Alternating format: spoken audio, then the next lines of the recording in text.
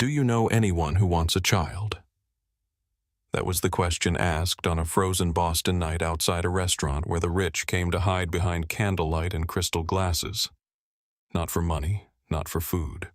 Just a place where no one would hurt her. Some stories entertain you. This one gets under your skin.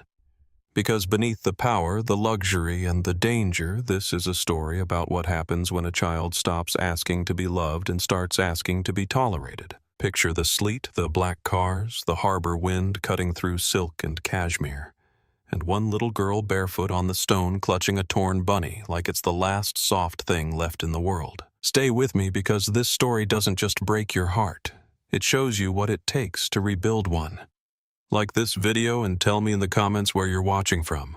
That question stayed in the air even after Roman Holloway rose to his full height, as if the winter itself had gone still to hear what kind of man he would be next. Cal Brennan opened the glass door, and the warmth from Velvet House rushed out into the Boston sleet in a soft, golden wave. Lily did not move right away. She stood under Roman's coat as if she had been wrapped in something too expensive to touch her small fingers, clutching the torn rabbit against her chest, her bare feet already losing feeling on the wet stone. The doorman looked at Roman for direction. Roman did not raise his voice. He never had to. Inside, he said. Lily lifted her eyes to his face. They were blue, but not the bright, easy blue of childhood. These were winter eyes, careful eyes.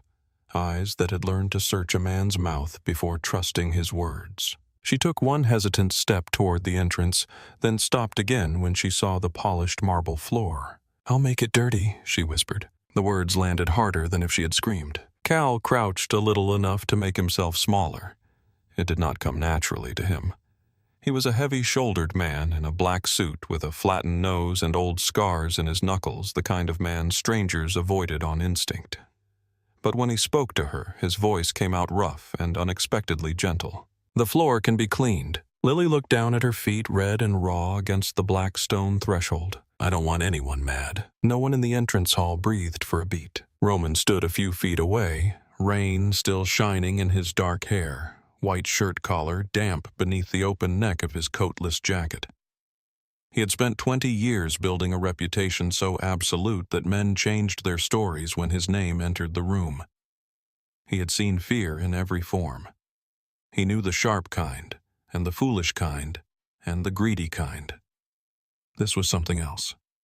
This was the fear of a child who believed mess had consequences she could not survive. Roman walked back to her, bent down again, and lowered himself until he was level with her face. "Lily," he said quietly, testing the name as if it mattered. "Look at me." She did. "No one is going to be mad at you for walking." For a long second, she searched him.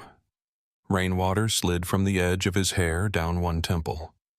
Beyond him, the lobby glowed all gold and honey and warmth, the sort of warmth Lily had probably learned not to trust. Then very carefully, she stepped over the threshold and onto the marble. She walked on the front edge of her feet, trying to leave as little of herself behind as possible. The dining room of Velvet House breathed around them in soft layers. Crystal chandeliers, white linen, low light skimming across polished glass, the muted silver of flatware, jazz moving like smoke through hidden speakers, the scent of garlic butter, cedar, red wine, truffle perfume, wool, and money. Wealth sat in every corner without ever needing to announce itself. Conversation faltered table by table as heads began to turn. The nearest waiter stopped mid-step with a bottle of Barolo in hand. A woman in emerald silk lowered her champagne flute.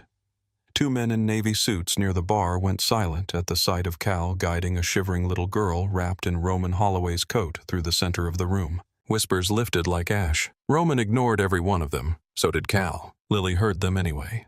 Roman could tell by the way her shoulders drew in and her chin dipped lower. She kept moving one tiny step at a time, clutching the rabbit so tightly its torn ear bent backward. Halfway across the room, Elaine Porter intercepted them. Elaine was tall, exact, and composed in the way some women wore pearls. Her dark hair was wound into a sleek knot at the nape of her neck. Her suit was charcoal-fitted, clean-lined, and severe enough to function as armor. She had managed Velvet House for 8 years, and had developed the rare talent of making rich men lower their voices with one glance. "Roman," she said in the calm, clipped tone that meant she was 1 degree from outrage, "we are at capacity tonight." Roman did not slow. Elaine's eyes flicked to Lily. Whatever she had prepared to say next died there. The child was trembling so badly the oversized coat shook around her. One small foot left a faint gray print on the marble. Cal answered for Roman without looking at Elaine. "Call Dr. Whitman." Elaine's expression sharpened. "Now." Roman stopped and turned his head. "Just enough. Now." That was all. Elaine glanced at Lily again. The girl looked up at her with all the exhausted caution of a stray animal deciding whether the hand extended toward it would feed or strike. Something in Elaine's face shifted subtle as a curtain moving in a draft. She stepped aside. "I'll bring her upstairs." Roman's answer was immediate. "No, I will." And for those who knew him, that was the first true shock of the night. Roman never carried problems personally. Roman delegated. Roman directed. Roman moved pieces from a distance and let the city arrange itself around his will. That was how power stayed power. But he was already walking again, leading Lily past the edge of the dining room toward the service corridor with Cal behind them and the hush of 100 curious eyes pressing at their backs. The corridor beyond the dining room was narrower, quieter. Stainless steel doors, warm tile, the humid breath of the kitchen rolling outward in fragrant waves. Staff paused as Roman passed. A line cook nearly dropped a pan. A dishwasher stared openly. A prep chef went pale and snapped straight as if Roman had entered a church instead of a back hall. They climbed one private staircase and then another. Roman opened a door on the 3rd floor to a suite used only for protected guests and private meetings too delicate for the restaurant floor. The room beyond was simple by the standards of Velvet House, but luxurious by any sane measure. A sitting area with a cream couch. Walnut side tables. A bedroom beyond with fresh sheets turned down. A bathroom lined in pale stone. A small fire flickering behind glass in the wall. Lamps casting low amber light instead of anything harsh. Lily stopped in the doorway. The room stunned her in a way Roman recognized. Not greed. Not delight. Something much sadder. The look of someone standing before abundance and assuming it was meant for somebody else. On the coffee table sat a carafe of water and a plate of rolls that had been brought up by some quick-thinking member of staff. Lily's eyes went straight to the bread. She looked away from it just as fast. Roman noticed. Of course he noticed. "Stay here for a few minutes," he said. "You'll be warm." Lily turned toward him, her mouth parting as if she expected conditions to follow. When none came, she shifted her grip on the rabbit and whispered, "I'm sorry about the floor." Roman stood very still. From somewhere behind him, Cal exhaled softly through his nose. Roman's gaze lowered to Lily's face. Her bruise was worse under real light. There was a yellowing half-moon on her jaw, a faded mark at the base of her throat. Dirt traced the angle of her neck. Her hair had been cut badly, not by style, but by necessity or cruelty. One side was longer than the other. The ends looked hacked off.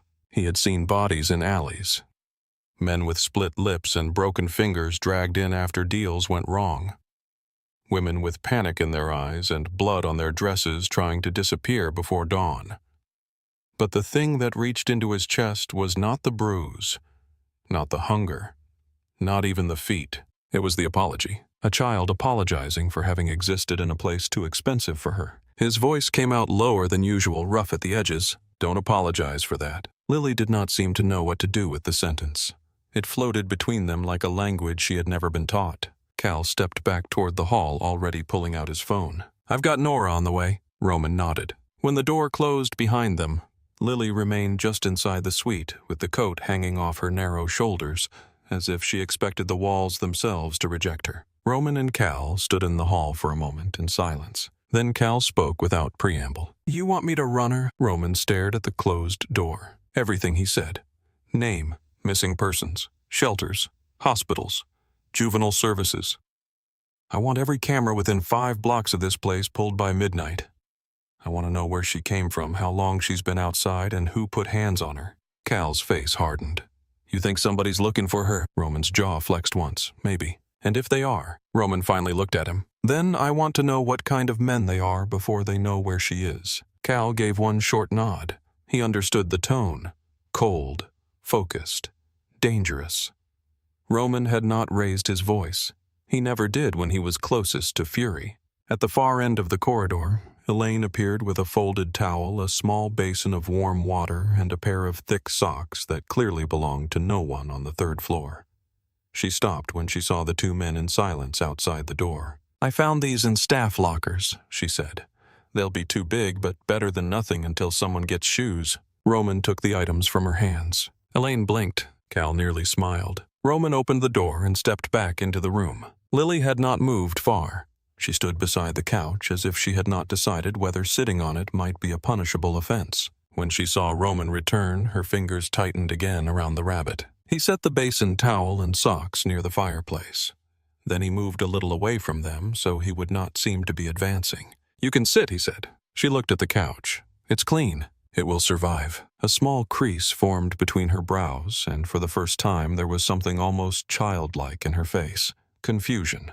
Not fear, exactly. Confusion at the idea that objects could matter less than she did. Slowly, she crossed to the very edge of the couch and perched there without leaning back. Roman stayed standing for another second, then chose the chair opposite her and sat down with deliberate ease, one forearm resting on his thigh.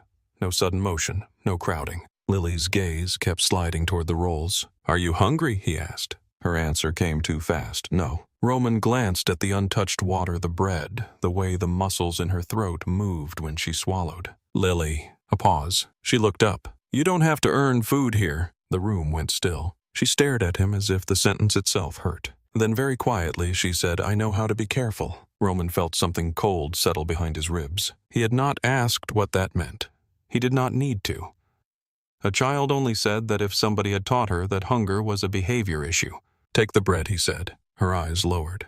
"Can I save some for later?" Roman leaned back in the chair and studied her, the rabbit, the too large coat, the way she sat balanced on the edge of departure. "You can have more later." Lily looked honestly uncertain whether that could be true. But after a moment, she slipped from the couch, walked to the table, and picked up one of the rolls with both hands. Not tearing into it, not even sniffing it first. Just holding it for a second, like a person checking whether a gift might be taken back. Then she bit into it, small bite, careful chew, eyes closing for half a second as though her own body had betrayed her by enjoying it. She took another bite faster, then another. Roman looked away to give her privacy, though privacy had likely been in short supply in her life. He watched the fire through the glass. Reflected in it, faint and shifting, he could see the shape of her hunched shoulders. His phone vibrated once in his pocket. He ignored it. Lily had finished half the roll and stopped. Not because she was satisfied. Roman knew the signs. She was rationing, saving the rest for uncertainty. The knock came 20 minutes later. Dr. Nora Whitman entered with a leather case, damp curls escaping the knot at the back of her neck. Wire frame glasses flecked with rain. She took in Roman in the chair, Lily on the edge of the couch. The half-eaten bread, the socks untouched, and understood immediately that this was not going to be a standard call. "Roman," she said. "Nora." Her eyes moved to Lily and softened.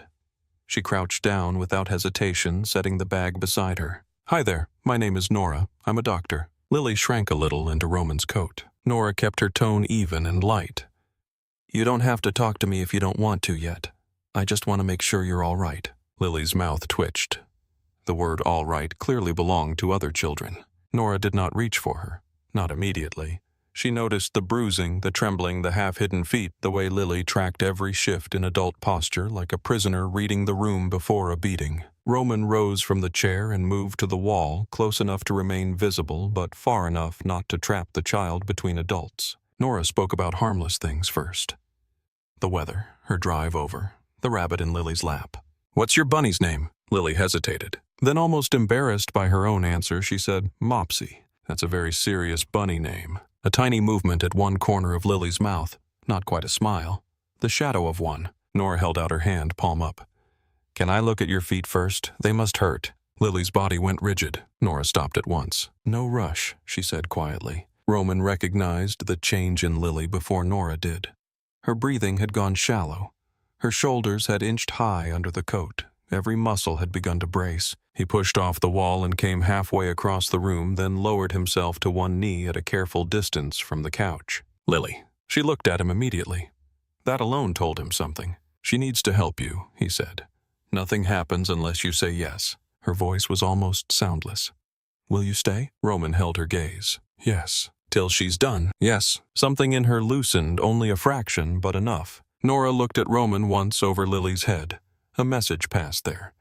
Stay exactly where you are. The exam took time. More time than Roman expected and far more than he liked. First, Nora managed to warm Lily's feet in the basin with the towel around them. Lily winced at the contact, then jerked back at the pain of returning sensation. Roman stayed kneeling where she could see him, one hand resting against his own thigh, visible and still. No reaching. No comforting by force. Nora asked permission before every motion. Can I move the coat? Can I look at your arm? Can I listen to your breathing? Can I see your back? Every yes came after a pause, as if Lily were translating trust into a language her body could understand. As the layers came back, the room changed. The bruise beneath her eye was only the beginning. Purple shadows along her ribs. Yellowing marks on her upper arms that looked too much like fingerprints. A healed burn on the inside of one forearm. Another on her thigh. One fingernail growing in jagged where the old one had been torn away. Faint rope-like lines across the small of her back that made Nora go very quiet. When Nora pressed lightly along Lily's side to assess an old injury, Lily flinched hard and bit down so fiercely on a cry that Roman's hands closed into fists at once. Nora did not look at him. How long has this spot hurt? Lily shrugged. Nora tried a different question. A little while or a long while, Lily's eyes stayed on the floor. I don't know. Roman knew then that pain had been the weather of her life long enough to lose shape. Nora listened to her lungs, checked her pulse, peered into one pupil and then the other, felt the sharpness of her wrists, the ridge of bones too close beneath skin. The belly of a child underfed so long her body had forgotten there could be enough. Halfway through, Lily began to sway with exhaustion. Roman stood and crossed to the side table, poured water into a glass, and brought it back. He did not hand it directly to her. He set it where she could take it herself. She noticed that. She noticed everything. By the end of the exam, Nora was pale beneath her composure. She helped Lily into the thick socks and adjusted Roman's coat back around her shoulders. Not as a symbol now, but because the girl was still cold all the way through. I'm going to get some cream for your feet and something easy on your stomach, Nora said. Very small portions at first. All right. Lily nodded because it seemed expected, though clearly she understood almost none of the implications. Roman walked Nora into the corridor and closed the suite door behind them. For a moment neither spoke. The hum of the building moved around them. Distant clatter from the kitchen below, footsteps somewhere on the stairs. The muted pulse of music from the dining room beneath the floorboards. Nora removed her glasses and pressed a finger to the bridge of her nose. Say it, Roman said. Her gaze lifted. Severe malnutrition. Her feet are developing frost injury, but I think we got to it before permanent damage. Multiple bruises in different stages of healing. At least 2 healed burns. One old rib fracture on the left side that was never treated. Scarring across her back consistent with repeated strikes from a belt or cord. Roman did not move. Nora knew him well enough to hear the danger in that stillness. This is not one bad night, she said. This is prolonged abuse. The corridor seemed narrower. How old, Roman asked. 6, maybe 7, small for her age. Roman looked at the closed door. Through it, faintly, he could hear the rustle of the coat as Lily shifted on the couch. Nora's voice lowered. There's more, Roman. He waited. She expects violence. Her whole body telegraphs it. She flinched before I even raised my hand the first time. She apologizes before she asks. She is trying not to take up room. That kind of conditioning takes time. Cal appeared at the far end of the corridor, phone still in one hand, face unreadable. Roman turned.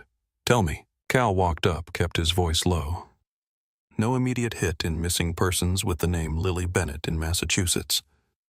Could be false name. Could be unreported. Could be out of state. Cameras outside caught her coming on foot from the waterfront about 12 minutes before she reached us. No adult with her. No obvious tail. We're still pulling street footage. Roman nodded once. Cal looked from Roman to Nora. How bad? Nora answered before Roman could. Bad enough. Cal's jaw tightened. Elaine arrived next with a tray. Broth, dry toast, bananas, a child-sized shirt and drawstring pants from somewhere in the staff housing closet. She took one look at Nora's face and asked no questions. Roman opened the suite door and went back in first. Lily was exactly where he had left her, except now she was no longer perched. Exhaustion had folded her into the corner of the couch. The rabbit rested beneath her chin. The half-roll had disappeared. He noticed the crumbs tucked into the pocket of his coat. Of course she had hidden some. He set the new tray down and, without drawing attention to the pocket, took the chair opposite her again. Elaine placed the folded clothes in the bedroom doorway and said with professional calm that somehow made room for kindness. "There's a bathroom through there. Hot water, towels. I can help if you want." Lily looked at the floor. Elaine added, "Or I can wait outside the door and you can do it yourself." A beat. Then Lily whispered outside the door. Elaine nodded as if this were the most natural arrangement in the world. Roman stayed seated while Lily went into the bathroom clutching the rabbit and the fresh clothes. The door clicked but did not latch. Warm water ran. Stopped. Ran again. Stopped. Roman imagined her staring at clean towels, clean soap, a real mirror. The simple violence of kindness when a child has gone too long without it. After several minutes, Nora came back to leave ointment and children's pain medicine. Elaine remained in the hall. Cal disappeared downstairs to keep pulling threads. Roman waited. He was not a patient man by nature. Patience in his world often got men buried. But this felt different. This was not patience for leverage. This was patience because one wrong movement could send a child running straight back into the night. When Lily came out, her wet hair hung in uneven strands around her face. The borrowed shirt swallowed her shoulders. The pants were rolled 4 times at the ankle. She had washed the dirt away, but no amount of warm water could soften the hollowness beneath her cheekbones. She stopped when she saw Roman still there. "You stayed." It was not gratitude, it was surprise. Roman looked up from the chair. "I said I would." She stood very still, absorbing that. Then her eyes went to the tray of soup, to the bed in the next room, to the fire, back to him. "Can I sit on the floor?" she asked. Roman glanced at the rug, thick cream wool spread before the fireplace. "If that's where you're comfortable." She crossed to the corner nearest the couch and lowered herself there with practiced efficiency. Knees up, rabbit tucked under her chin coat around her shoulders again. A corner. A wall at her back. A view of the door. Roman understood more from that choice than he would have from an hour of testimony. He stood, took the tray from the table and set it not too close, not too far within reach of the corner she had chosen. "There." Lily looked at the soup. "For me?" "Yes." "Do I have to finish it?" "Number." That question hit him almost as hard as the first one outside. She nodded slowly and took the spoon. Each bite was tiny, disciplined. Roman knew the body of a starving person could reject too much too fast, but he also knew this was habit. Control, survival shaped into etiquette. He should have left then. He had calls to return. Men waiting downstairs. A city that never stopped asking him to decide things. Instead, he stayed in the chair by the fire while Lily ate enough to satisfy Nora's instructions, and then wrapped the rest for later without asking permission. He pretended not to see where she tucked the napkin bundle. At some point, her eyes began to lower with sleep. The soup cooled. The rabbit slipped a little against her chest. Roman rose and crossed only halfway. "There's a bed." She looked at the bedroom opening as if it led to a trap. "I'm okay here." Roman did not insist. "All right." He dimmed one lamp and left the others burning warm. When he turned toward the door, Lily's voice stopped him. "Mr. Holloway." No one called him that unless they wanted something from him. He looked back. Her eyes were already half closed, the blue gone softer in the firelight. "Why did you stop?" Roman said nothing at first. The truth came to him not in words, but in an image. A black van. A hand slipping from his sister's screaming voice swallowed by a city that never gave her back. He could not tell that to a child half asleep on his floor. So he answered with the only thing simple enough to be true. "Because I heard you." Lily seemed to think about that. Then she curled more tightly into the corner, one hand fisted in the coat, and sleep took her in ragged pieces. Roman left the room without a sound and pulled the door almost shut. Cal was waiting at the end of the hall. "No hit yet," Cal said. "But I've got a partial trail from the waterfront cameras. Looks like she came off the bus terminal side." "Alone the whole way?" Roman looked through the thin slice of light at the floor inside the room where Lily slept in the corner instead of the bed. "Set 2 men on this floor," he said. "No one comes up without my say." Cal nodded. Roman should have gone to his office. Instead, an hour later, when the dining room had emptied and the last black car had pulled away from Velvet House, he found himself walking back to the third floor in stocking feet with a glass of bourbon he never drank. Light still glowed beneath the suite door. He stood there for a moment, then eased it open a fraction. Lily was not in the bed. She was exactly where he had known she would be. Curled in the far corner of the sitting room, wrapped in his coat, the rabbit clutched beneath her chin, one sock half slipped down her heel. The untouched bed gleamed in the next room like a place arranged for another life. Roman watched her from the doorway, all that velvet warmth below, all the power in his name, all the men who would kill at a nod from him. None of it could teach a child to believe a room was safe in one night. He closed the door almost entirely, then dragged a chair from the hall and set it outside. The chair legs made a soft scrape over the carpet. He sat down facing the door. The building settled around him. Pipes shifting, heat moving through old walls, a distant laugh from the staff staircase. Somewhere down below, Frankie cursing in Italian at a pan left soaking too long. The city beyond the windows breathing in sirens and harbor wind. Roman leaned back in the chair, forearms on his knees, and looked at the thin line of light under the door. He had once been 16 and powerless. He had once held on as hard as he could and still lost the small person who trusted him most. 22 years had taught him how to become a man no one stole from again. And yet here he was, sitting outside a locked door in the middle of the night because a little girl had asked if anyone wanted a child. Sometime near dawn, Elaine came up the stairs with her heels in one hand and froze when she saw him in the hallway. She looked from Roman to the door and understood without asking. "You're still here," she said quietly. Roman's eyes stayed on the strip of light. "Yes." Elaine studied him for a long second, then set her shoes down on the floor and lowered herself into the chair across from him. For a while they sat in silence like two sentries posted outside something fragile. At sunrise, the light beneath the door softened. Inside, Lily still slept in the corner, and outside, without anyone saying it aloud, Velvet House had already begun to rearrange itself around the smallest guest it had ever taken in. By the time the harbor light turned from black to pewter, Lily had become the quiet center of a building that had spent years revolving around power, money, and discretion. The first person to find her after sunrise was Frankie Russo. He came into the kitchen at 5:15 with a paper cup of espresso in one hand and his reading glasses sliding down his nose, muttering to himself about produce deliveries and the criminal laziness of men who sliced fennel too thick. He was broad through the chest, thick in the waist silver at the temples, and loud in every room he entered except one. The moment he saw Lily sitting on a low stool near the pantry wall, his voice dropped. She had somehow made her way downstairs before most of the staff arrived. Roman's coat still swallowed her whole. Her damp hair from the night before had dried into uneven waves around her face.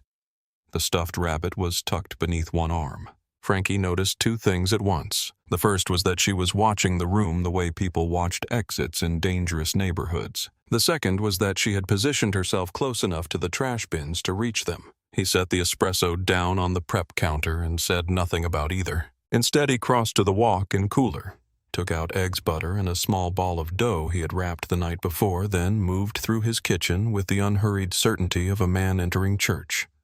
A pan went on the flame. Butter melted. Bread hit the griddle. The smell rose warm and rich into the half-lit room. Lily watched every motion. Frankie cracked eggs with one hand and glanced at her over his shoulder. "You hungry, kiddo?" Lily looked at the floor. He understood right away that a direct question was the wrong tool. So he plated scrambled eggs, toast, brushed with butter and a few slices of banana.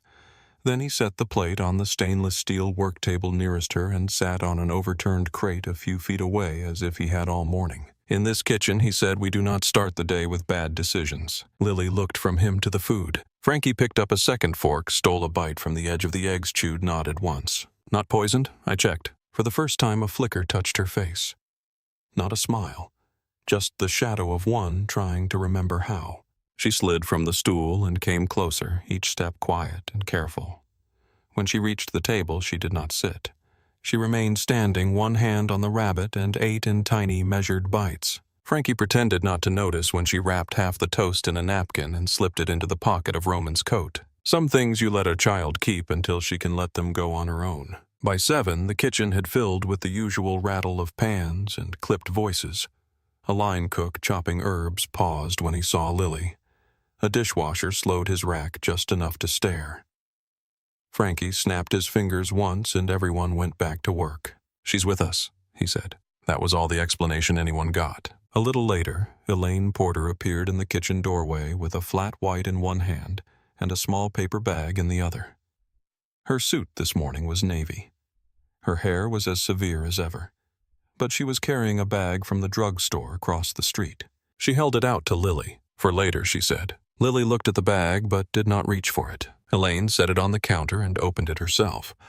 Inside were a toothbrush, a child's hairbrush shampoo socks that actually looked her size, and a coloring book with a box of crayons pressed flat at the bottom. "I wasn't sure which colors you liked," Elaine said, "so I bought too many." Lily stared at the crayons as if Elaine had poured jewels onto the counter. Frankie looked away and began slicing tomatoes with unnecessary force. Roman came in a few minutes later. The kitchen did what every room in Boston seemed to do when Roman Holloway entered.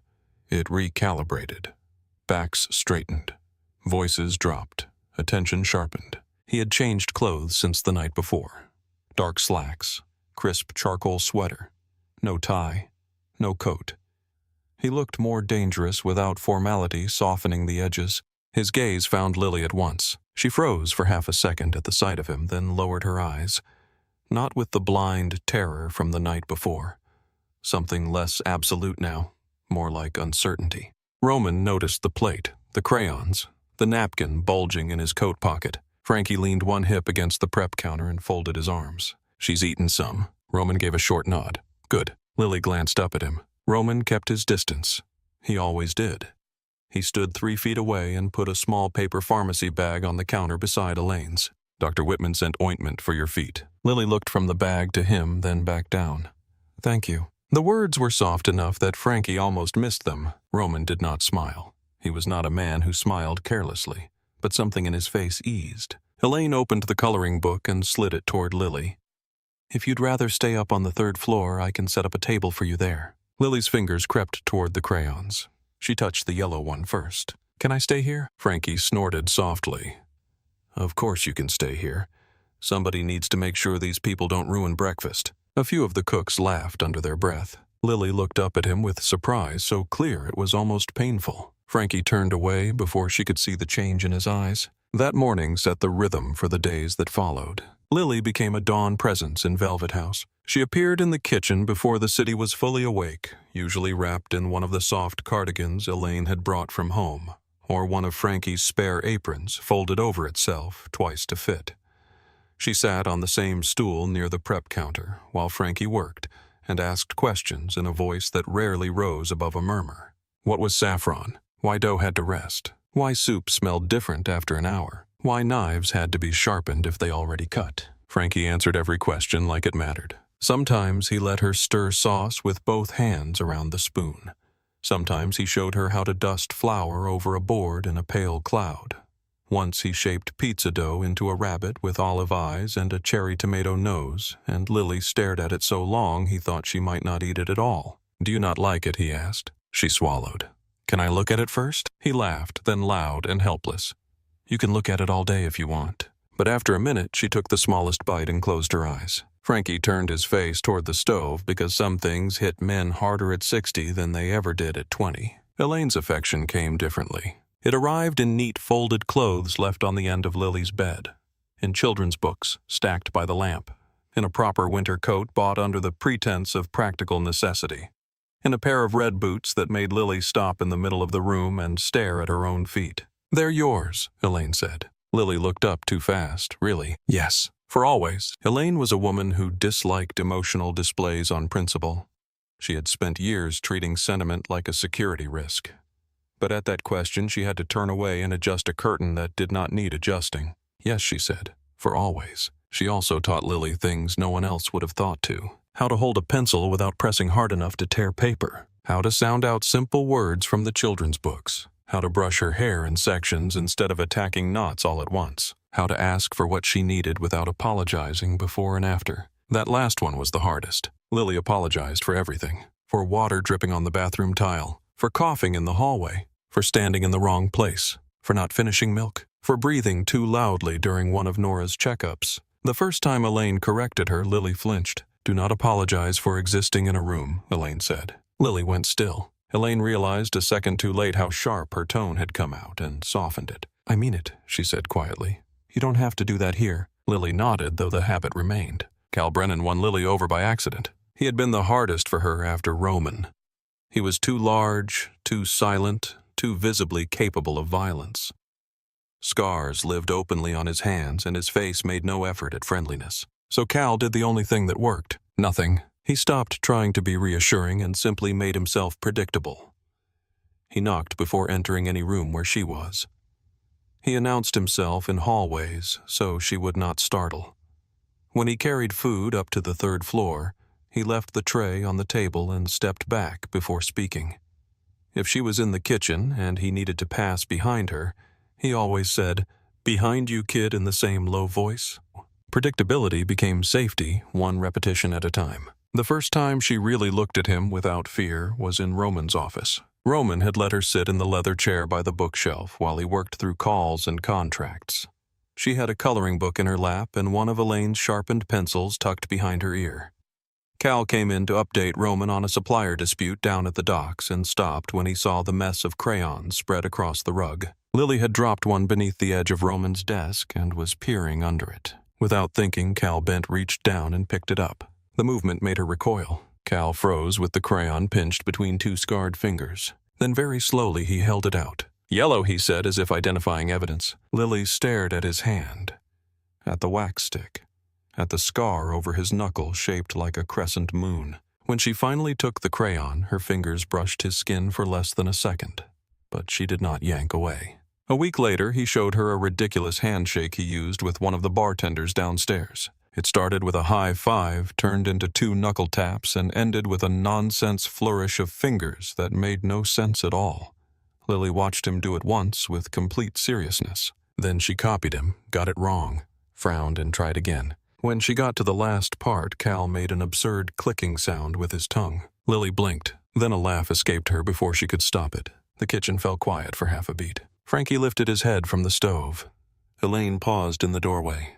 Even Roman across the room with a phone at his ear went still. The sound was small, not the easy laugh of a carefree child, but real, bright enough to cut straight through everyone who heard it.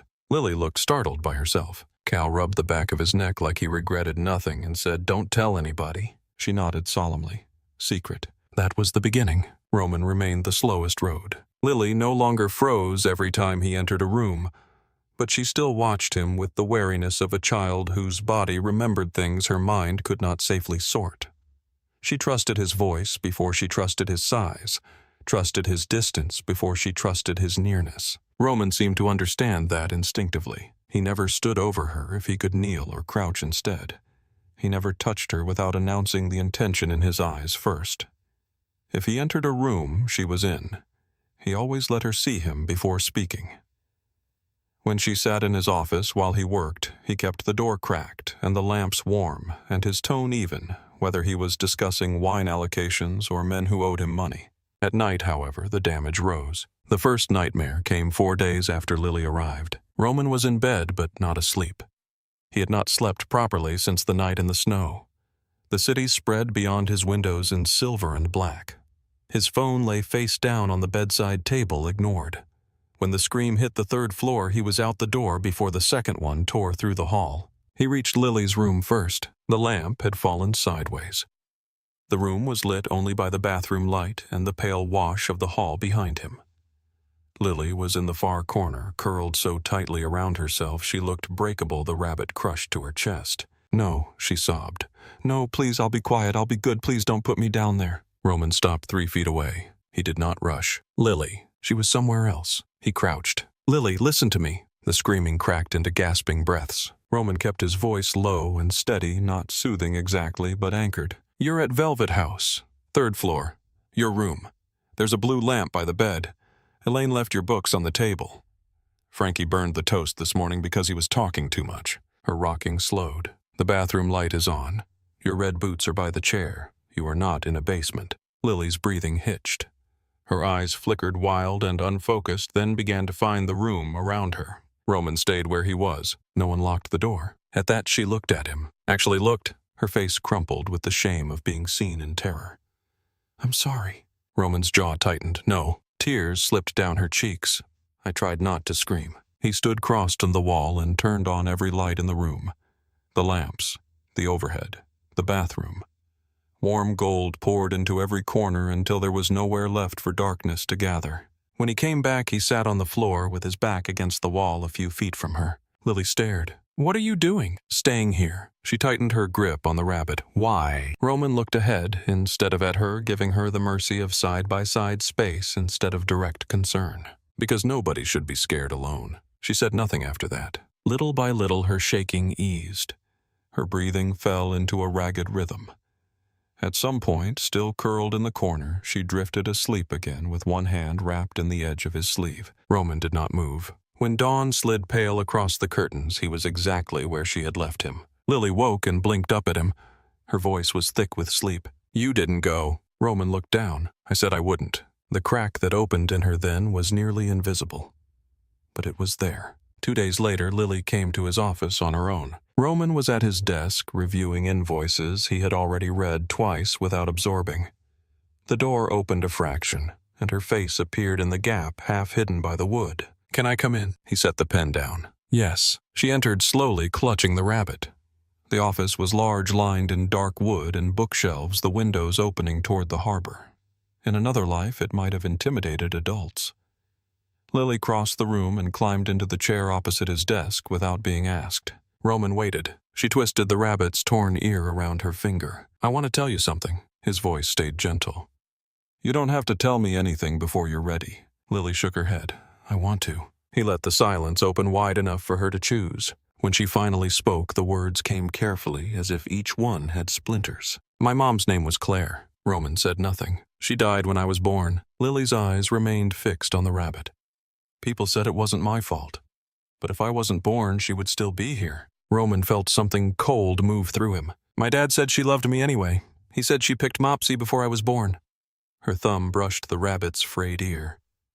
"He used to tell me that every time I asked." She swallowed. "Then he died too." Roman's hand stilled on the desk. "He worked with cranes at the shipyard in Fall River. A lady came to the house and told me there was an accident. After that, I went to live with my Aunt Tessa." She paused and for the first time looked up at him. Her blue eyes were enormous in her thin face. At first she was nice. Roman already knew from the tone that kindness in this story had a short life. "She let me sleep in a real bed. She made pancakes on Saturdays. She said I could call her Aunt Tess." Lily's voice began to flatten, not from calm but from distance. Roman had heard that tone in witnesses and survivors, in men describing things too ugly to revisit all the way. "Then she married someone." Roman's jaw tightened before the name came. "He was nice at first, too. He brought flowers and smiled a lot and told Aunt Tess I was sweet." She lowered her gaze again. "Then he moved in." The room stayed silent except for the muted hum of traffic far below and the quiet turning of heat through the vents. Lily's fingers twisted harder in the rabbit's ear. "His name was Daryl Kane," she said. Roman did not interrupt her. He had learned that with people carrying this kind of pain, silence was often the only merciful thing in the room. Lily sat very still in the leather chair. Her knees drawn close, the stuffed rabbit crushed against her ribs, as if the worn fabric could brace her for the shape of memory. "At first he only yelled," she said. "At the TV, at the sink, at the mail, at Aunt Tess. At me if I dropped something or asked the wrong question." Roman kept his hands flat on the desk. He drank from brown bottles. A lot. Sometimes he would smile before he got mean. That was the worst part. When he smiled, it meant he was about to have fun. Her voice was not dramatic. That made it worse. She said it the way children described weather. Matter of fact, inevitable. "The first time he hit me, I spilled juice on the carpet." Roman stared at her. "I tried to clean it before he saw. I used my sleeve because towels were too far." She swallowed. "He said I was stupid. He hit me in the face. Then he made me stand in the corner for a long time and told me not to cry because crying made me ugly." A long quiet opened between them. Roman could hear the ticking of the clock on the far shelf, hear a faint horn drifting from the harbor below, hear his own pulse settling into something dangerous and precise. Lily looked down at the rabbit again. After that, it happened more. She touched the side of her forearm, not where the skin was clean now, but where the old burns lived beneath sleeves and ointment and healing. If I was too loud, he got mad. If I was too quiet, he said I was sneaky. If I ate too much, I was greedy. If I ate slow, I was wasting food. If I left crumbs, I was disgusting. If I asked a question, I was talking back. Roman's jaw tightened so hard a muscle moved in his cheek. There was a basement, she said. The air in the office changed. He saw it on her before the words were fully out. Her shoulders drawing inward, her chin lowering. That old instinct to make herself smaller before pain arrived. When he wanted to teach me something, he put me down there. Roman kept his voice low for how long? She shrugged with one shoulder. I never knew. Sometimes it felt like forever. He did not ask what that meant. He let her keep the shape of it. It was dark all the time. No windows, just pipes and boxes and this smell like dirt and water and old metal. If he was mad enough, he locked the door and turned off the pull chain light before he left. Her fingers tightened on the rabbit's torn ear. At first I screamed. Then he said if I screamed again, I would stay longer. Her lips trembled once and then steadied, so I learned to be quiet. Roman looked at the view behind her without seeing any of it. Boston Harbor spread gray beyond the glass. Ferries cut white trails through dirty winter water.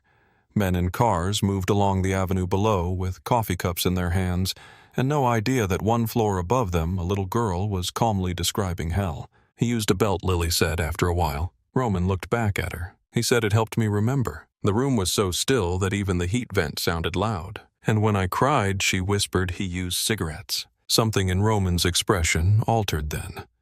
Not visibly enough for anyone but Cal or Nora to notice if they had been there. But inside him, something old and armored split open with the clean, cold force of a blade. Lily did not see it. She had already misread too many silences in her life. She hurried on, as if trying to make it easier for him to hear. I got better at being good, she said. I really did. I learned what floorboards squeaked. I learned how to wash my own plate before he came home. I learned how to eat less. I learned how to stay out of his way. Her eyes lifted to him, full of that terrible, exhausted sincerity children still carried even after the world had failed them 100 times. But it never worked. Roman's hands closed once, then opened. What about your aunt? Lily's face changed at that. Not fear this time. Something duller. A wound of a different kind. She knew. The words fell into the room without weight because all the weight was already inside them. She saw the bruises. She saw me limping. Sometimes she put medicine on my arms when he was asleep. A pause. Sometimes she cried. Roman said nothing, but she never stopped him. Lily's mouth pulled small and tight, trying to hold shape around betrayal. She told me I had to be patient. She said he was under stress. She said if I was extra careful, things would calm down. Roman almost laughed at that, though there was no humor in it. Calm down. As if monsters needed better weather to stop being monsters. One night I heard them yelling. Lily said, he lost money. A lot of money. He was saying I cost too much. He said if Aunt Tess wanted to keep me, then I should be useful. Roman's stillness deepened. Lily's fingers trembled over the rabbit's stitched eye. I was at the top of the hall. They didn't know I could hear. He said he knew people who would pay for a girl my age. Her voice dropped lower. He said I was young enough to be worth something. Roman lowered his eyes to the wood grain of his desk because for one brief moment he could not trust what was in his face. Lily went on in the soft, flat tone of a child reading her own obituary. I didn't understand all of it, but I understood enough. The harbor beyond the windows blurred. That night he fell asleep on the couch. Aunt Tess went to their room and shut the door. I waited until the TV got loud again because he always snored after the TV got loud. She swallowed. Then I climbed out of the basement window. Roman looked up. I didn't have shoes. He took them away because he said I hadn't earned new ones. I only had Mopsy because I kept her hidden behind the furnace pipe. Her eyes dropped to the rabbit. I walked until it got light. Then I kept walking. I slept behind a grocery store one night and under a loading dock the next one. I took food from trash cans when no one was looking. Some people stared at me. Some people told me to move. Nobody asked where I was from. She lifted her gaze again, and now there were tears standing in her eyes, though they did not fall. Then I saw your restaurant. Roman did not speak. All the windows were warm. Everybody inside looked like they belonged somewhere. her voice fractured. "And I thought maybe if I asked the right way, somebody would want me enough not to send me back." The silence that followed was absolute. Lily misread it at once. Her shoulders folded in, her chin dropped. Every line of her body went apologetic. "I'm sorry," she whispered. "I know that's a lot. I just wanted you to know." Roman rose from behind the desk. Lily flinched on instinct. He saw it and hated himself for being large. So he slowed, circled around the desk one measured step at a time, stopped in front of her, and lowered himself until he was kneeling on the carpet at eye level. She was bracing for rejection. He could see it in the way she held her breath. Instead, he opened his arms. He did not crowd her, did not pull, just offered. Lily stared at him as if the gesture itself was impossible. Then, with all the careful uncertainty of a child crossing thin ice, she leaned forward. The moment her small body touched his, every restraint Roman had spent 20 years perfecting had to lock down all at once. She weighed almost nothing. She fit against him like something meant to be protected, and never was. Her hands fisted weakly in the back of his sweater. Roman put one hand between her shoulder blades and the other behind her head, and held her with a gentleness that would have shocked every enemy he had ever made. "He will never touch you again," he said quietly. Lily's breath shuddered in his shoulder. "You are not going back." A tiny sound escaped her, more felt than heard. "Do you understand me?" She nodded once against him. Roman eased back just enough to look at her face. "I mean it." Lily's eyes searched his with all the desperate caution of someone who had been promised things before. She found something there she did not know how to argue with. "Can I stay here?" she whispered. Roman did not hesitate. "Yes." "For how long?" "As long as you need." Her lower lip trembled. Then she nodded and pressed her face into his shoulder again, and for a few seconds the office held nothing but the sound of her trying not to cry. After that, the days found a shape. Lily stayed close to Frankie in the mornings, and closer to Elaine in the afternoons. She sat in Roman's office with her books and crayons when she did not want to be alone, which was often. She began sleeping on the bed some nights, though she still retreated to the corner whenever fear rose too high. Nora came every other day to check her ribs, her feet, her appetite, and the slow, shy return of color into her face. Cal moved around all of it like a silent wall, tightening security without making Lily feel watched. Roman let the building adjust around her. He had never noticed before how much noise a place like Velvet House made. Ice dropped into glasses. Doors sighed open and shut. Plates touched linen. Men laughed too loudly after a third drink. Women in expensive coats floated in on perfume and gossip and old money. Normally, none of it mattered. Now he found himself tracking every sound against the possibility of it reaching the third floor and pulling Lily back into fear. That was how the next fracture came. It was a Friday night, 3 weeks after the snowstorm. The dining room was full.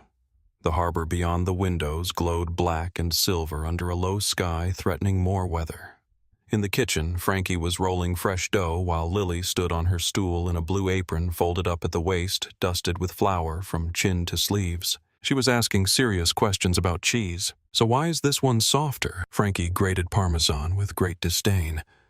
"Because life is unfair and mozzarella has better instincts." Lily gave a soft huff that might have become a laugh. Then she looked through the little glass pane toward the front of the house and went still. The plate in her hand slipped from her fingers and shattered on the tile. Frankie turned at the crash. Lily was white, not pale. White, drained so completely she looked carved from wax. Her eyes fixed on something beyond him. Her mouth had gone slightly open, but no sound came out. Frankie followed her stare through the narrow service window. A man stood at the host stand near the entrance, speaking with polished ease to the young hostess in black silk. Tall and thin, cheaply expensive suit, slicked hair.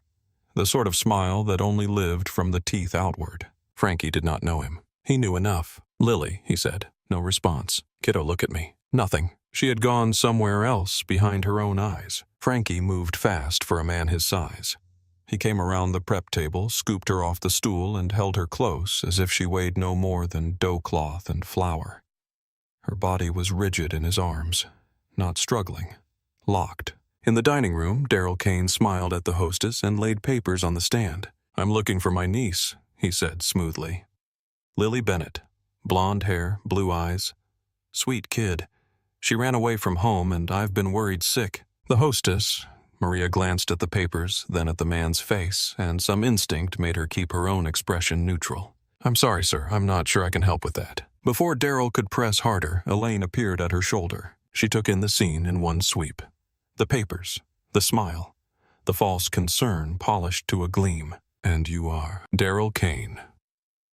He offered the practiced version of himself, open and sympathetic. I'm her legal guardian. Poor thing is troubled. She tells stories when she's upset. I was told someone may have seen her here. Elaine did not touch the paperwork. Her eyes remained on his face. I'll speak with the owner. Daryl's smile thinned by a degree. Please do. Elaine turned without haste and crossed the dining room, but her pace changed the second she disappeared into the service corridor. She found Roman halfway down the hall, already moving toward her because something in the kitchen had gone wrong, and every nerve he owned was now calibrated to that possibility. It's him, she said. Roman's entire expression flattened. In the front. Where's Lily? Frankie took her off the line. She saw him. Roman nodded once and kept walking. By the time he stepped into the dining room, the room itself had changed. The music still played. Wine still moved. But conversation had gone thin and uncertain, sensing a pressure shift none of the guests could name. Daryl turned as Roman approached. He recovered quickly. Men like him always did. A new audience only meant a new performance. Mr. Holloway, I assume. Roman stopped in front of him. I'm Daryl Kane. I apologize for the intrusion. I'm trying to find my niece. He extended his hand. Roman did not take it. Daryl lowered it slowly, smile never quite falling away. There's no one here by that name, Roman said. Daryl's eyes sharpened. I believe there is.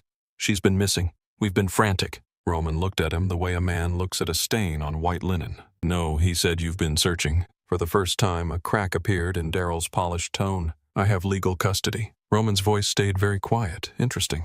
Daryl leaned in a fraction, mistaking calm for negotiable. She is a disturbed child. She lies when she's upset. If someone here has hidden her, I can be understanding, but she belongs with me.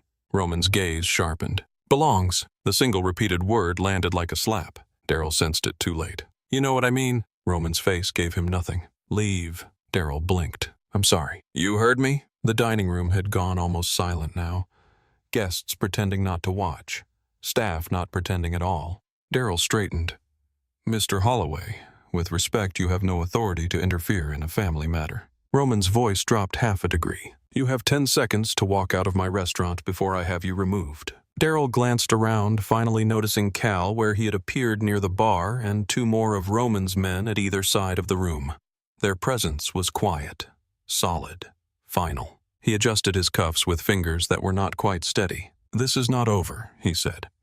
I will come back with the police if I have to. Roman did not move. Daryl's smile curdled into something uglier. She's mine. I always get back what's mine. Cal was beside him before the last word fully landed. You're done, Cal said. Daryl let himself be steered toward the door because every surviving instinct in him had finally understood he was outnumbered.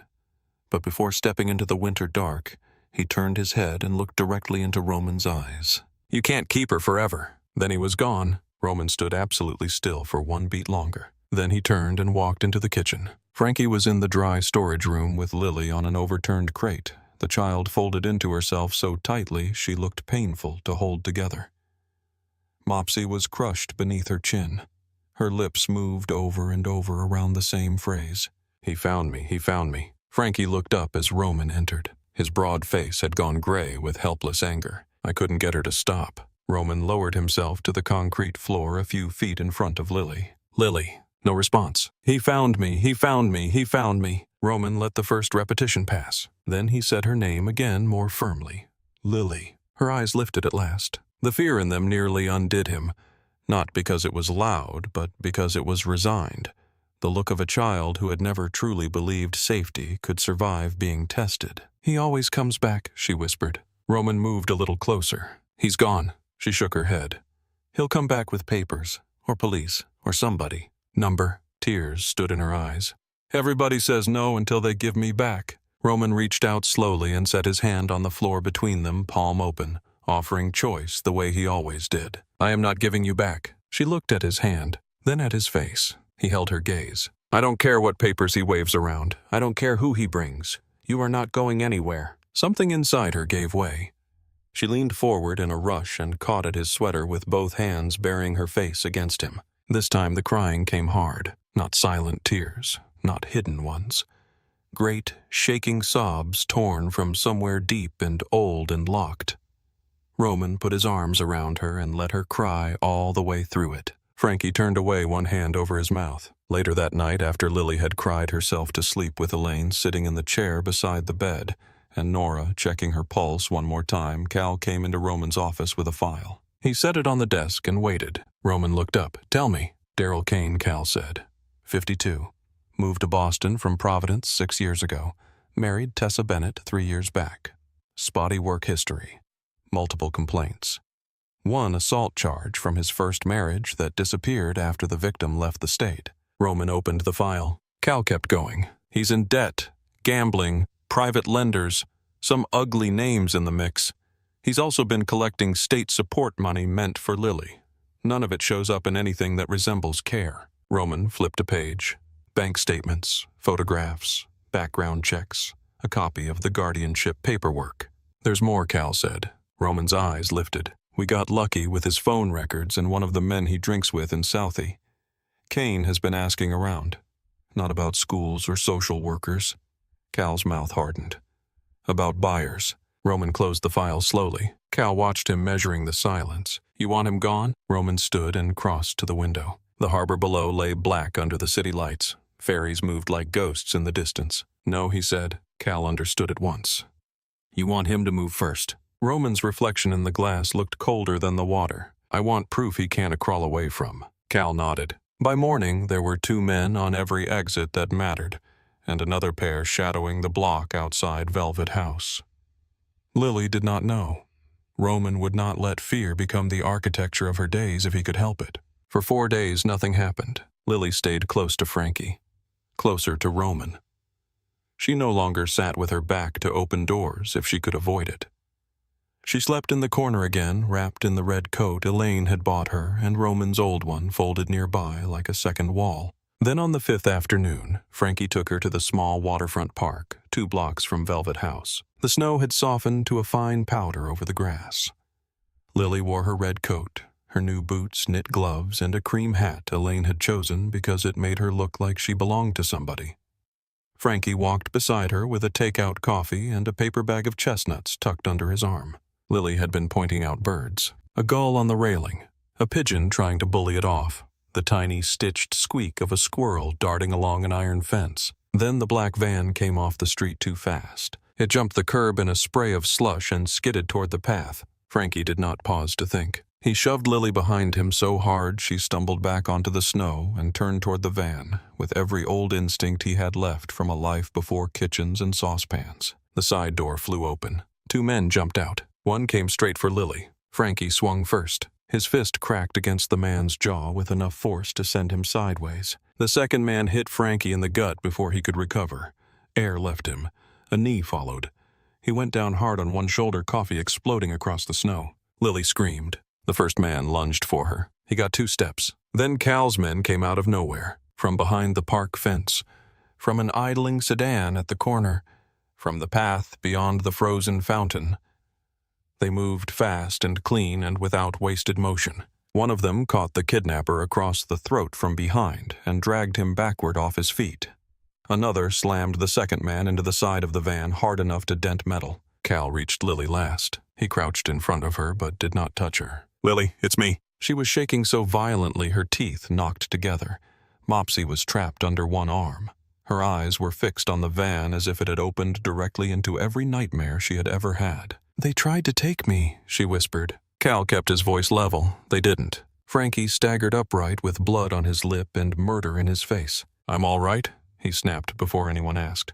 "Check the kid." One of Cal's men held up a phone he had pulled from the first attacker's pocket. Message just came in. Cal took it, looked once, and his expression changed. He dialed Roman immediately. Roman answered on the first ring. "Report." Cal watched Lily clutching the rabbit in both hands, her red coat bright against the snow. "They made their move," he said.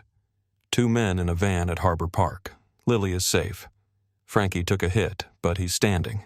Roman said nothing. Cal looked down at the phone screen again. "And we have a text from Kane." The cold seemed to sharpen around him. "Read it." Cal did. "Take the girl. Don't bruise her face. She is worth more clean." Silence. Then Roman's voice came back quiet enough to be deadly.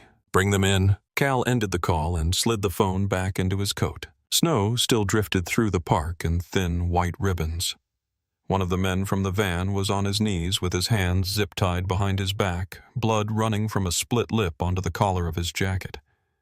The other was face down in the slush, groaning every time he tried to breathe too deeply. Frankie wiped his mouth with the back of his hand and came toward Lily with one shoulder pulled a little higher than the other. "Look at me, kiddo." She did barely. "You're safe," he said. Her lips shook.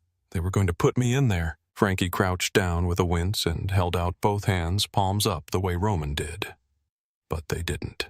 Lily stared at his face, at the blood, at the bruising already swelling near one eye. "I'm sorry." Frankie made a sound deep in his chest that was almost anger and almost heartbreak. "No," he said, "not one more sorry from you tonight." He opened his arms. She went to him all at once. Frankie held her tight, one broad hand over the back of her red coat, his eyes lifting over her shoulder to Cal. Cal had already turned away, giving orders in the clipped, quiet voice that made men move faster. One vehicle for the kidnappers, one vehicle for Frankie and Lily, one clean route back to Velvet House. No lights, no noise, no mistakes. When Lily arrived, Roman was waiting in the private third-floor corridor. He had not put on a coat, had not bothered with gloves. He stood in shirt sleeves with the dark city at his back through the stairwell window, hands at his sides, face unreadable to anyone who did not know him. Lily saw him and broke from Frankie before anyone could stop her. She hit Roman in the middle like a wave and clung to him with both arms around his waist. He bent at once, gathered her up, and held her against his chest as if she had every right in the world to be there. Her body was still shaking. "They came back," she whispered. Roman's mouth touched the top of her hat for one brief second. "I know. They were going to take me. They didn't." Her face pressed harder into him. Roman looked over her head at Cal. Cal gave a single nod. The message passed cleanly between them. The men had spoken. There was proof. Roman turned his head toward Nora, who had already come up from the first floor with her medical bag. "Check Frankie," he said. Frankie snorted blood from one nostril into a handkerchief. "I'm fine." Nora gave him a look that could strip paint. "No one asked you." Elaine stepped out from Lily's room with a blanket in her hands. Her face changed when she saw Lily clinging to Roman. No one commented on it. Elaine only came closer and said softly, "I warmed your room. The lights are on." Lily lifted her head just enough to look at Roman. "Don't go." Roman's hand moved once over the back of her coat, slow and steady. "I'll put you to bed first." She studied his face with the urgency of someone checking whether a promise had changed while she was looking away. Then she nodded. He carried her inside. Elaine pulled back the blankets. Nora took one look at Lily's pupils, her breathing the rigid set of her shoulders, and decided against questions for now. The child was not physically injured. What had been hurt tonight was older and harder to bandage. Roman sat on the side of the bed while Lily climbed under the blanket with Mopsy tucked beneath her chin. When he made a small motion to stand, her fingers closed around his wrist. He stopped. "Please." Roman looked down at her hand, small, cold, trembling. He sat back again. Elaine dimmed the lamps and left without a word. Nora went to tend Frankie. Cal disappeared down the stairs with the kind of silence that meant work had already begun elsewhere in the city. Roman stayed. Lily kept hold of his wrist until sleep dragged her under in pieces. Even then, her fingers twitched every few minutes as if some part of her was still making sure he remained solid. It was close to midnight when Roman finally eased free. He stood beside the bed for a long moment, watching her breathe. Then he turned and walked out. Cal was waiting in the office downstairs. The file on the desk had grown thicker since the afternoon. Roman did not sit right away. He poured 2 fingers of bourbon into a glass, left it untouched, and went to the window instead. Outside, the harbor was black iron under a low winter sky. Cal stood with one hand braced against the back of the chair opposite the desk. "The drivers are secured," he said. Both admitted Kane hired them. One of them started talking before we even got to the bridge. Roman kept his eyes on the water. "Good." Cal reached into his coat and set the phone from the park on the desk. The screen was still lit with the message. "Take the girl. Don't bruise her face. She is worth more clean." Roman turned then. The office always quiet seemed to tighten around that sentence. Cal let the silence hold for a moment before speaking again. "The one with the broken lip says Kane promised 10 grand if they brought her back alive and untouched. Said there might be more if a buyer came through." Roman crossed to the desk and picked up the phone. His expression did not change. That was what made Cal careful. "He's at a motel in Revere right now," Cal said. Paid cash for 2 nights. Our people have eyes on the lot. He thinks he still has time. Roman looked down at the message once more, then locked the screen and set the phone back on the desk with exact care. Bring him to Pier 9. Cal nodded. And California. He looked up. Roman's voice was very quiet. I want him standing when I get there. The warehouse at Pier 9 had once held imported machinery and stolen electronics, and in one ugly summer 10 years ago, 3 men who had forgotten which city they were in. Now it stood empty except for old pallets, rusted chains, the smell of salt and cold metal, and the kind of silence that belonged only to places built far from ordinary witnesses. Daryl Kane was already there when Roman arrived. His hands were zip-tied behind his back. His suit jacket was gone. His shirt clung damply to his back. Someone had cleaned the blood from his mouth just enough to keep it from dripping, which somehow made him look smaller. More human. Less defended. He stood under a cone of yellow warehouse light and tried very hard not to shiver. Around him, Roman's men occupied the shadows without speaking. Cal stood off to the side, coat-buttoned expression flat. Roman walked in slowly, the echo of his shoes carrying through the open space. He wore black wool and leather gloves. Nothing dramatic, nothing theatrical. He did not need a costume for what he was. Daryl lifted his head at the sound. For half a second, hope tried to return to his face. Hope that this might still be a conversation. Hope that money or pleading or legal language might matter in a room like this. Then he saw Roman clearly and the hope went out again. Mr. Holloway, he said too fast, this has gotten out of hand. Roman stopped 10 feet away. Daryl licked his lips. The men in the park, that was a misunderstanding. I only wanted her brought back before she got hurt. Roman said nothing. Daryl kept talking because silence was worse. She's a child. She doesn't know what she says. She tells stories. She gets dramatic. You know how kids are. Nothing. She belongs with family. Roman's eyes sharpened at the word, but his face remained still. Daryl rushed on. I have legal papers. I have custody. If someone convinced her I was some kind of monster, then that is unfortunate, but I have rights. Roman reached into his coat and removed a manila folder. He did not open it at first. He only held it loosely in one gloved hand. Daryl's breathing changed. Roman finally spoke. Do you know what this is? Daryl swallowed. No. This is your life. Roman opened the folder. Paper shifted in the light. Bank records, state support transfers, loan summaries, screenshots, photographs, statements. Do you want to hear it from the beginning? Roman asked. Daryl's voice cracked. I think there's been some confusion. Roman began anyway. You married Tessa Bennett 3 years ago. Within 6 months of moving into her house, the calls to neighbors about shouting started. Within 8 months, Lily stopped attending school consistently. Within a year, support payments intended for her food, clothing, and care began disappearing into betting accounts and private gambling debts. Daryl's face lost what little color it had left. Roman turned a page. You owe $184,000 to 3 different lenders. 2 of them have already put men on your trail. One of them has a habit of removing fingers before asking a second time. Daryl looked at Cal as if he might find mercy there. He found none. Roman's voice stayed level. You assaulted your first wife in Providence. She withdrew the complaint and vanished across state lines. A bartender in South Boston says you've spent the last 6 months asking what a healthy girl around 6 years old might fetch if the right buyer could be found. Daryl shook his head too quickly. That is not what I said. Roman ignored him. You locked Lily Bennett in a basement. Repeatedly. You beat her with a belt. You burned her with cigarettes.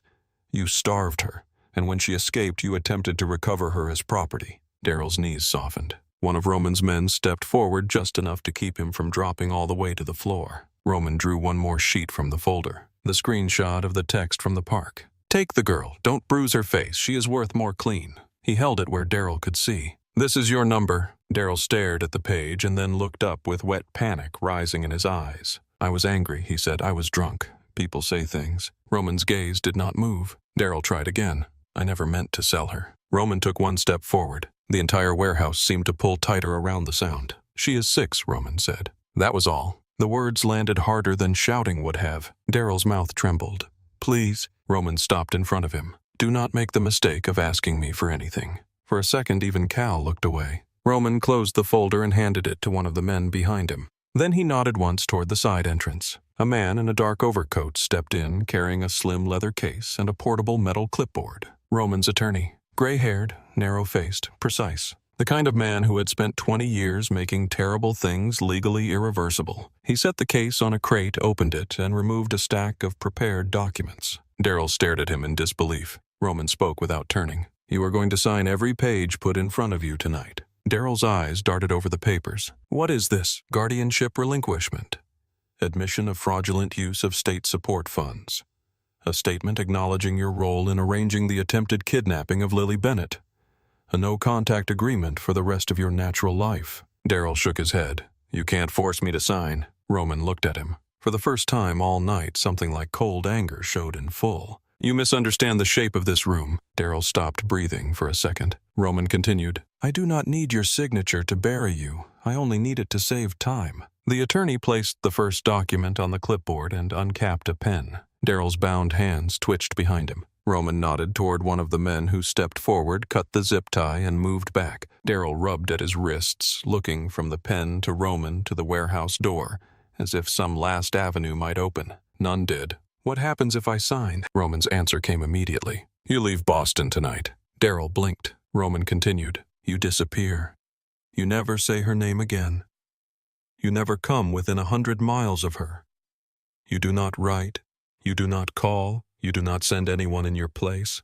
And if I don't," Roman's voice dropped another degree, "I hand your debt file to the men you owe along with your current location and the text message where you priced a 6-year-old child by the condition of her face." The air left Darryl in a small broken sound. He looked down at the first page. The attorney tapped the signature line once. Darryl signed. His hand shook so badly the D in his first name looked like it belonged to someone twice his age. Page after page followed. Roman said nothing while he wrote. The scratch of pen on paper carried through the warehouse like insects moving in dry leaves. By the time Darryl reached the final affidavit, sweat was sliding from his temple despite the cold. He signed that too. The attorney gathered the pages, checked each line, each initial, each date, then slid them back into the leather case. "It is done," he said. Darryl looked up at Roman with eyes emptied by fear. "Please," I signed. Roman considered him for a long second. Then he reached into his coat and pulled out an envelope. He handed it to Cal, who passed it to Darryl. Inside was a passport, a one-way ticket to Mexico City, and enough cash to get a man lost if he understood the gift correctly. Darryl stared at it. Roman said, "Your luggage will be sent wherever you land. The rest of your debts will not follow if you remain invisible." Darryl's mouth opened, closed, opened again. "You're letting me go." Roman's face did not change. "No, I am choosing not to finish it myself." Cal escorted him out an hour later in the back of a black SUV. The airport was nearly empty at that hour. Just cleaning crews, red-eye passengers, a bored clerk at a coffee stand, the fluorescent hum of a place too awake to be night and too dead to be morning. Darryl stood on the curb outside Terminal E, clutching the envelope in both hands. His tie was gone. His collar hung open. He looked less like a man than like the outline of one. Roman stepped out of the SUV last. The cold air off the harbor cut across the drop-off lane. Darryl looked at him and took one involuntary step back. Roman stopped close enough that the words did not need to travel. "If I ever hear her name again," he said, "I will know where you are before the person you are hiding from does." Darryl nodded too fast. Roman went on. "If you ever come back, there will be no papers, no ticket, no conversation." The fluorescent lights turned Darryl's face the color of wet ash. "I understand." Roman held his gaze until the man looked away. Then he turned and walked back to the SUV. He did not watch Darryl go inside. He did not need to. By the time he returned to Velvet House, dawn had begun loosening the edge of the sky over Boston. The building was quiet in that particular way. Expensive places only ever were at 5 in the morning, every polished surface emptied of performance, every light softened to necessity. Roman climbed the stairs without waking anyone. On the 3rd floor, Lily's door stood slightly open. Elaine had left it that way for him. He stepped inside. The room smelled faintly of lavender soap and the last heat of the radiator. The bedside lamp was still on. Mopsy lay crooked beneath Lily's chin. She was asleep in the corner again instead of the bed wrapped in the red coat with one hand tucked under her cheek. Roman crossed to the chair near the wall and sat down without making a sound. For a while he only watched her breathe. Children should not sleep like that, he thought, curled tight, ready to flee in dreams. The city outside began to pale. A truck shifted gears on the avenue below. Somewhere in the kitchen, Frankie had arrived and started coffee. Lily stirred. Her brow tightened. Her fingers curled into the blanket. A small, worried sound escaped her, not quite awake and not fully asleep. "Mr. Roman," she murmured. He leaned forward. "I'm here." Her breathing steadied. He sat back. For the first time in 20 years, Roman Holloway let himself imagine something beyond protection. Not just keeping danger out, building something in its place. A room with the lights on. New boots lined by the door. Books on the table. A child who stopped apologizing before she asked for water. His hand slid into the inside pocket of his coat. The relinquishment papers were there, folded clean inside a sealed document sleeve. Not warm exactly, but real. When Lily woke, she found him where he had been all along. Still in the chair. Still in yesterday's clothes. Still there. She pushed herself up slowly, hair-mussed cheek marked from the seam of the coat. "You came back." Roman looked at her, the winter blue of morning filling the room around them. "Yes." She studied him for a long moment. Then she asked the question as if she did not quite dare to believe in the answer. "Is he gone?" Roman reached into his coat, drew out the document sleeve, and placed it on the rug between them. "He signed everything." Lily looked at the papers but did not touch them. "What does that mean?" "It means he has no right to come near you again." Her eyes lifted to his face. "Ever, ever." The word settled slowly in the room, heavier than fear and quieter than hope. Lily's mouth trembled. Then very carefully she crawled out from the corner and crossed the rug to him on her knees. Roman did not move. She climbed into his lap as if the action surprised her even while she was doing it. He put one arm around her and held on. She rested her head against his chest and listened to his heartbeat for a long time before speaking again. "I think I believe you." Roman closed his eyes once. When he opened them, the sun was touching the harbor glass beyond the curtains, and somewhere downstairs, the first real sounds of the kitchen had begun. He sat with Lily in his arms and the signed papers on the rug between them, while the city woke around Velvet House, and the life she had run from finally began to lose its claim on her name. From that morning on, the building began to breathe differently around her. Not all at once. Healing never moved like that. Lily still startled at loud footsteps in the hall. She still slept with Mopsy under one arm, and a blanket tucked so tightly around her that Frankie muttered she was trying to disappear into the fabric. Some nights she woke before dawn and checked the lock twice, then a third time just to make sure. Some mornings she stood in the kitchen doorway and simply watched before stepping in, as if part of her still expected the room to belong to someone else. But little by little, the old habits loosened. The bread under her pillow disappeared first, then the apple slices she used to hide in coat pockets, then the sugar packets tucked into the rabbit's torn seam. Frankie noticed every one of those absences and said nothing, which was one of the ways he loved her. Elaine noticed the rest. She noticed that Lily no longer asked where she was allowed to stand in a room, that she sometimes reached for a book without first asking if she was permitted, that she had begun leaving her crayons spread across Roman's office rug like a child who believed she would be there tomorrow to find them again. Cal noticed when Lily stopped flinching at the sound of men's voices coming up the back stairs. He noticed when she walked beside him through the service corridor and did not automatically drift toward the wall to make herself small. He noticed when she asked if he wanted to learn a new version of their ridiculous handshake and looked offended when he pretended not to remember it correctly. Nora noticed the weight returning to her cheeks, the steadier pulse, the better color under the skin, the way pain no longer lived in every breath when she turned too fast. Roman noticed everything. He noticed the first night she fell asleep on the actual bed without realizing it. The first time she laughed before checking whether the sound would cost her anything.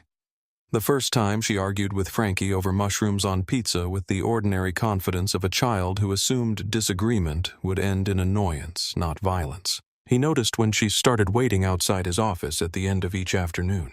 Not knocking at first, just standing there with Mopsy in one arm and a book tucked to her chest, listening for his voice inside. When he began opening the door before she could work up the courage, she acted as if this had always been the arrangement. She would climb into the chair by the window, or curl on the rug by the bookshelf, or sit on the leather sofa with her knees tucked under one of Elaine's cardigans while he worked through ledgers and calls and legal documents. Sometimes she read aloud in a halting, soft voice, sounding out words that fought her on the page. Sometimes she colored. Sometimes she only wanted him in the room. Roman learned to work around that need the way he learned everything important in his life.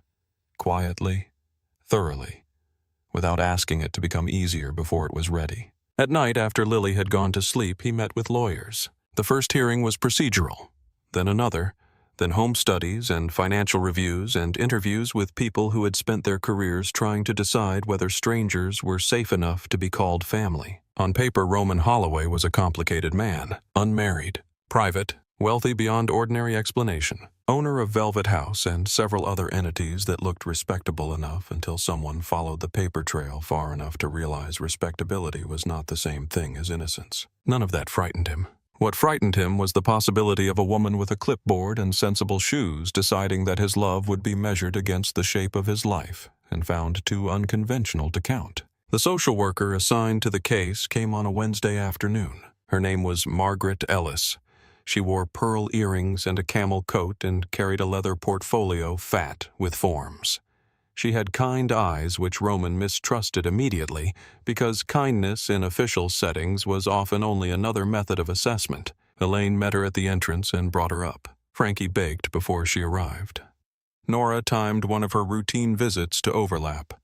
Cal disappeared entirely, which had taken considerable negotiation because Lily was used to him being somewhere in the walls. Roman told him the presence of a 6'4" security chief with a broken nose might make the interview feel less domestic. Cal had muttered something unprintable and retreated to the basement office. Margaret sat with Lily first, not in Roman's office. In the small library off the third-floor sitting room where Elaine had placed a basket of books, 2 cups of tea, and a plate of shortbread no one touched. Roman waited 2 rooms away with his hands in his pockets and every muscle in his body drawn too tight. He could hear nothing through the closed door. That was the worst part. Margaret stayed in there for 42 minutes. When she came out, her face was composed but softer than before. Lily followed with Mopsy tucked under one arm and a sheet of paper in her hand. She went straight to Roman as if the room itself had arranged around that instinct. He looked down. She held up the paper. A drawing in red, yellow, and blue crayon. A big square house with too many windows. A kitchen. A rabbit in the corner. A tall, dark figure beside a small blonde one under a yellow sun that looked too bright for Boston. Across the bottom, in letters Elaine had helped her practice, was written, "Home." Roman took the paper and looked at it for a long moment. Margaret watched him. "This is where you feel safe," she had asked. Lily Roman would later learn. And Lily, without any hesitation at all, had answered yes. Margaret met with Nora next. Nora spoke plainly. About the injuries, about the malnutrition, about the improvement in sleep appetite and eye contact, about the pacing of trauma, about how safety was not cure, but it was the ground cure needed to stand on. Frankie was less measured. Frankie cried. He cried only once and not in any theatrical way.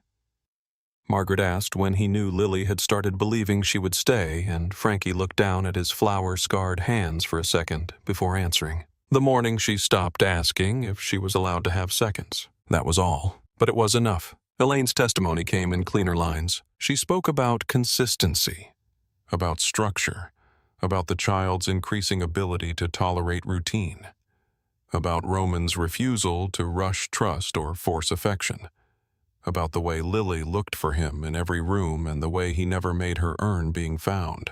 When Margaret finally sat with Roman in his office, the late afternoon light was already turning harbor gray beyond the windows. She opened her portfolio. "You understand," she said, "that adoption is not rescue." Roman leaned back in the chair and looked at her with the same stillness that had dismantled stronger people than her. "Yes, it is not gratitude. It is not protection alone. I know. It is a permanent legal and emotional obligation to a child whose history will not disappear because she has a new address." Roman's gaze did not shift. "I know that too." Margaret studied him for a long moment. Most people flinched under that kind of official scrutiny.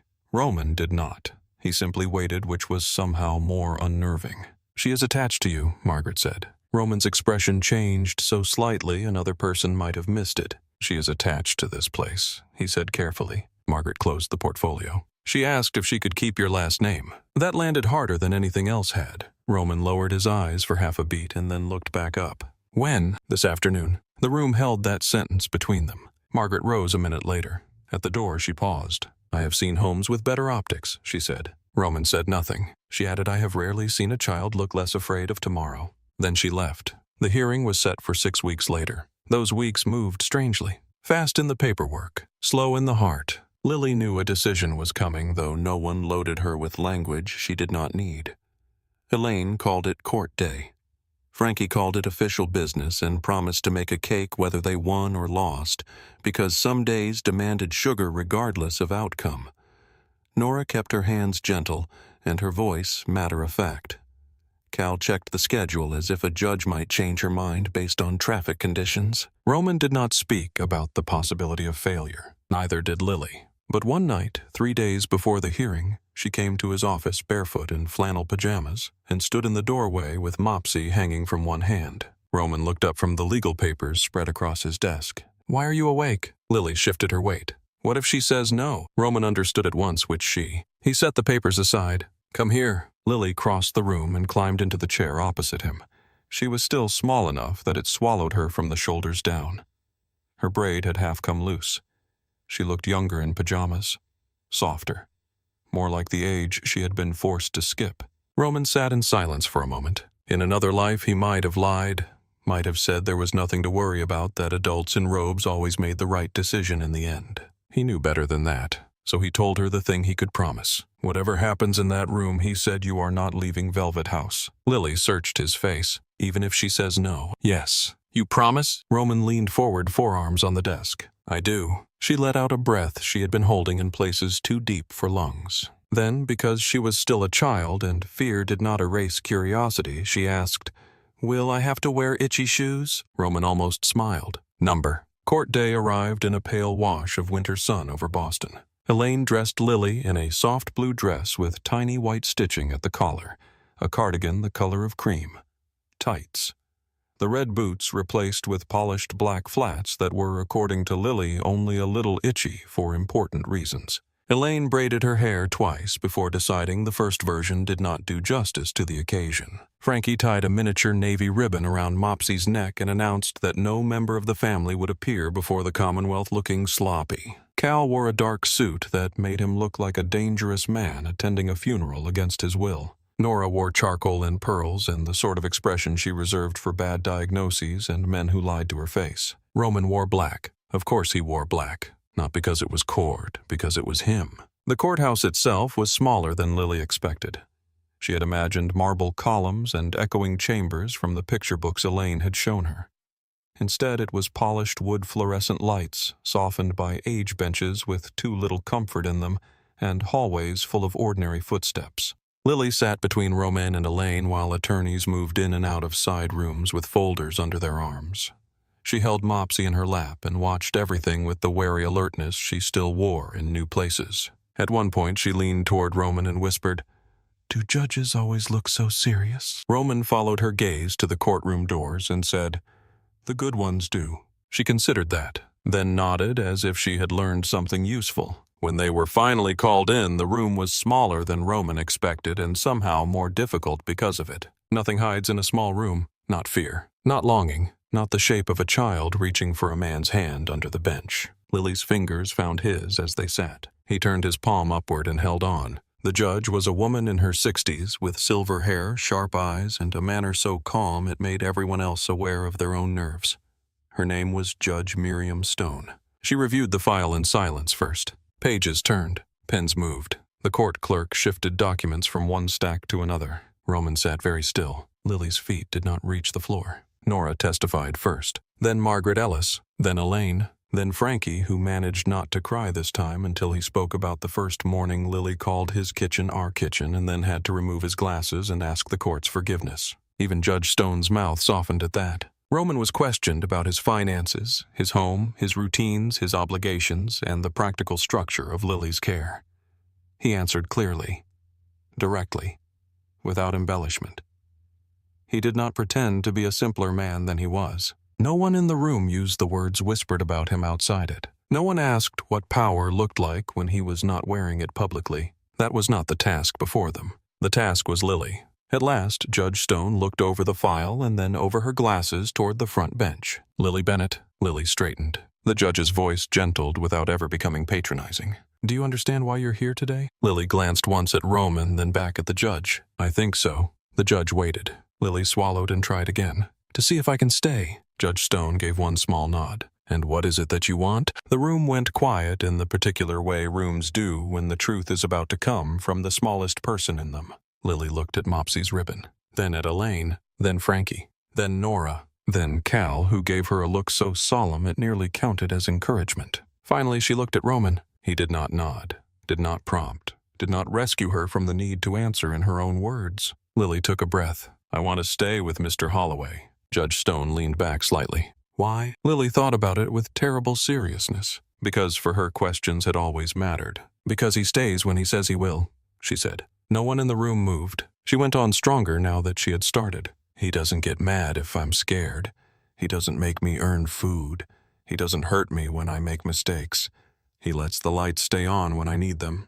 And when I have bad dreams, he sits by the wall until they go away." Judge Stone's eyes lowered briefly to the papers before her and then back to Lily. "Anything else?" Lily's fingers tightened around Mopsy. "He makes me feel like I don't have to disappear." The silence after that was not empty. It was full. Judge Stone took off her glasses. Roman looked at nothing and everything all at once. When the ruling came, it came simply, cleanly, with no music, no spectacle, no dramatic pause long enough to be cruel. The petition was granted. The court recognized the adoption. The required signatures would be entered. The child would leave that building as Lily Holloway. Lily blinked once as if the judge had spoken in a language she needed an extra second to understand. Then she turned toward Roman with huge, disbelieving eyes. "That means," his throat worked once before sound came out. "It means you're mine." She stared. Then very carefully, for real. Roman rose from the bench and knelt in front of her right there in open court without the slightest regard for who saw him do it. The same way he had knelt in the snow.